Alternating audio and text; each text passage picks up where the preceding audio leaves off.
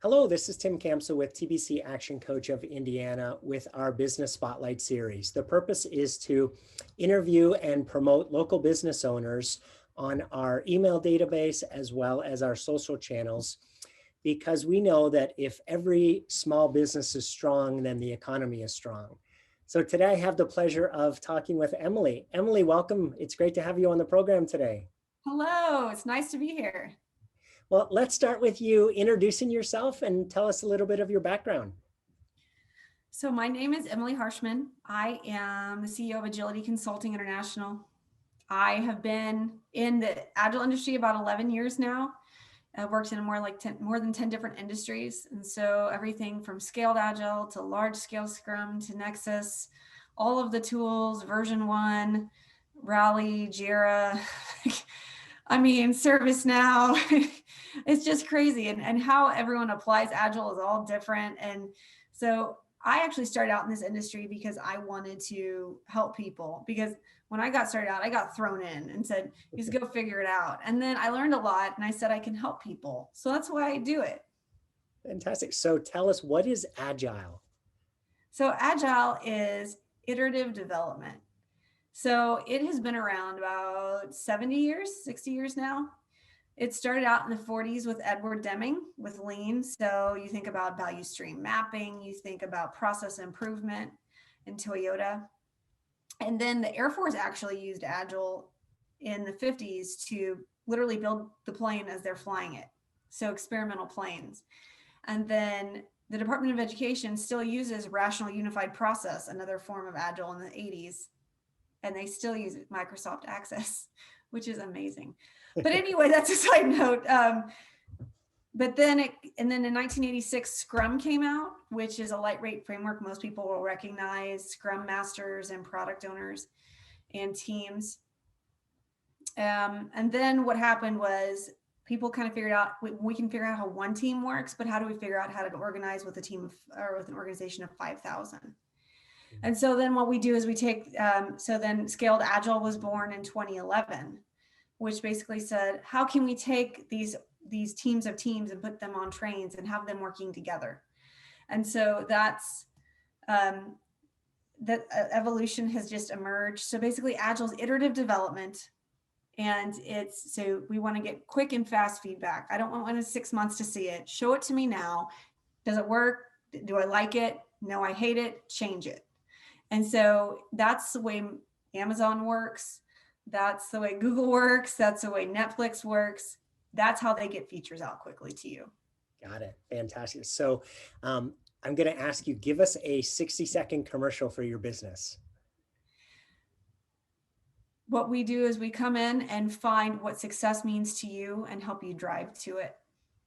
Fantastic. So that's pretty simple. Wow. Tell us, how long have you been in business for yourself? So the business has been around 7 years now. And prior to that, I was the jump in the middle for like 4 or 5 years. I was thrown into it. Got it. Like figure it out, go to YouTube, read a book.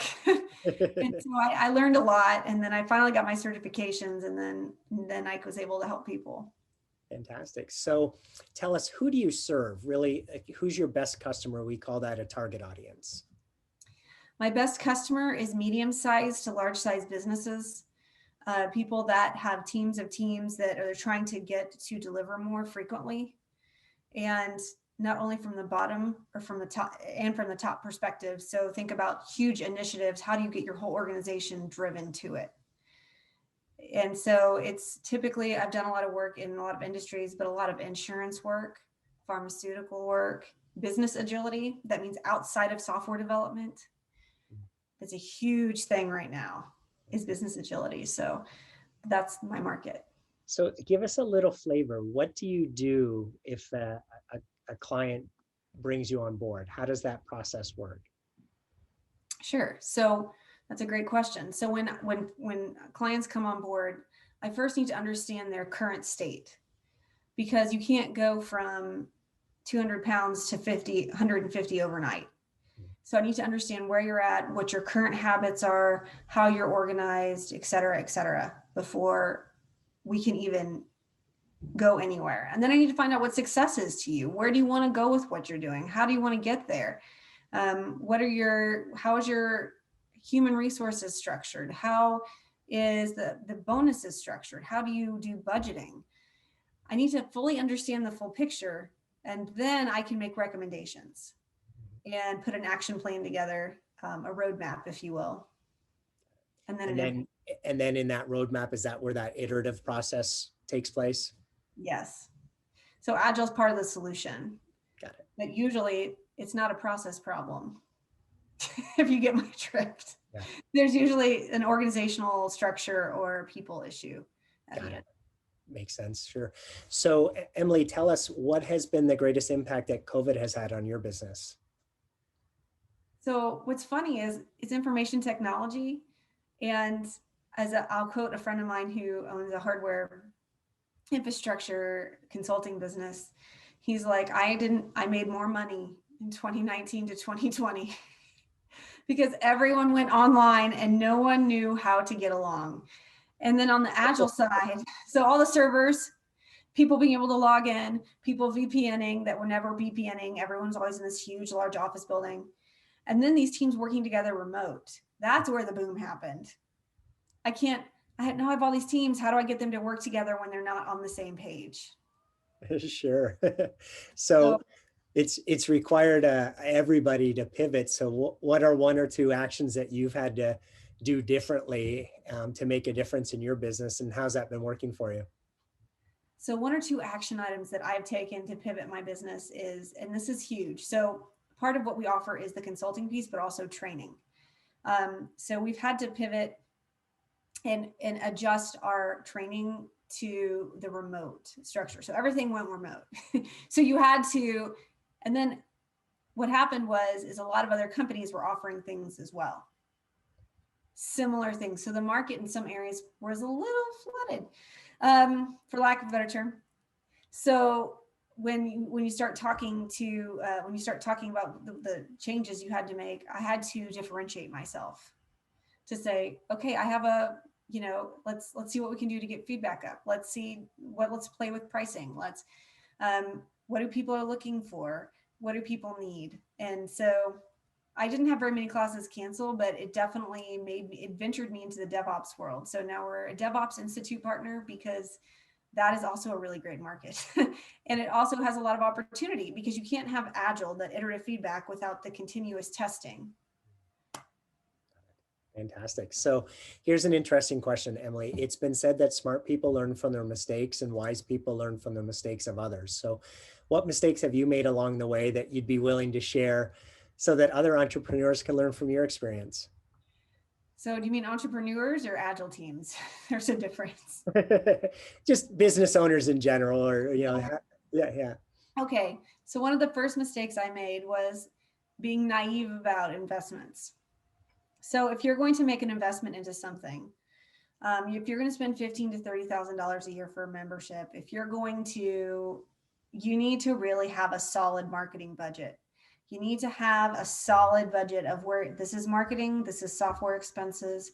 Okay, if we're going to invest this amount, let's look at competitors. Let's go talk to competitors. Let's go talk to people that are, let's go look at the market. So if you're going to offer classes for DevOps Institute, what does that look like? Are the classes filling? What types of classes? How big are the classes? What are the costs? Really getting down to the nitty gritty, because what happened was last year especially in certain industries and certain types of Agile certifications, the market there were so many people in there. Think about this. Before you could offer a class, let's say it's in Indianapolis, and you have the class in Indianapolis. Well, now anyone can offer a class anywhere. All right, sure. Your competition blew up, right? You have all this competition. So it's an issue. So you really need to look at your investments. You need to look at your marketing. You need to look and figure that part out. Awesome. Fantastic. Thank you. Emily, second last question here. We have your contact information. We'll include that when we post this interview. But is there anything else that we should include? Do you have any types of offers that you run, or how can people find out more about if you're the right solution for them? Well, what I always say is it's worth having a conversation. If you have an organization where you aren't delivering very well, or maybe you've started a transition to Agile or DevOps and you're a year into it and you're not getting very far, now's the time. It's kind of like, don't wait until you have no money in the bank to go try to do something. Now is the time to figure out what can you do more now, and what can you fix at this point, because there's always room for improvement. And once you start seeing feedback every 2 weeks, your tone changes. It all changes because you get to see it more often and you can see the progress. It's like mowing the lawn. So, and then to reach me, I would say you can go to my website. It's agilityconsultinginternational.com. And you can submit a request if you have a private class you need or something you're looking for, if you just want to have a conversation. We have about 150 years of experience, several consultants, and it's always interesting. So we have a lot of people that are out in the industry that have a lot of years of experience. So it helps. Fantastic. Awesome. So last question here, Emily, tell us what's been most inspiring to you with all the craziness that's happened in the past year. Oh, wow. I have to say, what's inspiring to me is that the people in the IT industry still have their sanity. And I mean that in the best way possible, because when COVID hit, lots of hours, lots of time, these organizations, I mean, you think about the fact that people would take a day off. So during COVID, you want to go to the grocery store. People didn't take time off. And then people had to get used to, I'm at my computer all the time, so I'm always constantly looking at something. Oh, I can stay an extra 30 minutes. So really adjusting to all that is huge. And so I'm just surprised that half these people have stayed sane, because what are you going to do? Watch a movie in the afternoon instead of work? And so a lot of people are they're overburdened at this point. They're burnt out. And I'm just surprised they're still staying at that job. And kudos to them. That's inspiring that you still stay there, knowing the last 9 months you haven't taken a day off. Right. Here for some people. Yeah. So true. Well, Emily, that concludes our interview. For those listening, if you have a need for Agile, or if you don't even know if you have a need, please take advantage of Emily's offer. Right? Contact her through her website. Let her know what's going on in your business, and please take advantage of that opportunity for her to talk you through how she may be able to help you. If folks are listening to this and you want to take advantage of that, please contact her, and she'd be more than happy to have that initial call with you and help you understand how she may be able to help you.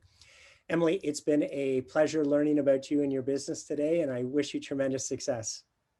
Thank you. I appreciate it. And I hope everyone, if you have any questions, just let me know. I mean, having a conversation is a very easy thing to do, to just where do you want to go? What's success to you? Wonderful. All right. Have yourself a great day, Emily. You too. Bye now. Bye.